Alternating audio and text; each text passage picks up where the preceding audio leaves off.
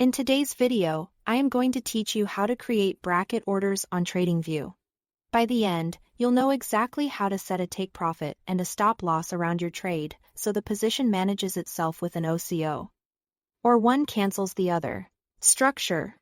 That means if price hits either target or stop, Tradingview will automatically close the trade and cancel the other side for you. Let's start with the cleanest way to do it before you enter a trade. Open the order ticket from your chart or the trading panel and set your quantity so you are trading the size you intend. Right there in the ticket. Enable both take profit and stop loss by checking their boxes. You'll see fields that let you enter either exact prices, dollar amounts away from your entry, or percentages. Choose whichever input makes sense for your strategy. For example, you might type a target price if you've identified a resistance level or set a percentage stop to keep risk consistent across trades. Take a moment to double-check each number. This is where you define your risk and reward, so accuracy matters. Once everything looks right, click Buy or Sell to place the order. Tradingview will attach the bracket automatically, creating the OCO link between your TP and SL.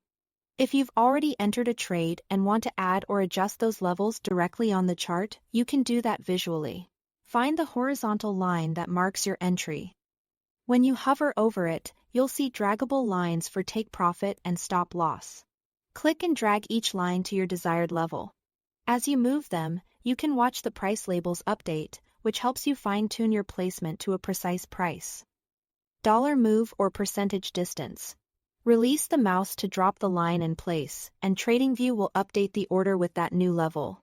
Because these are part of an OCO bracket, you don't need to manage anything else if price hits your stop.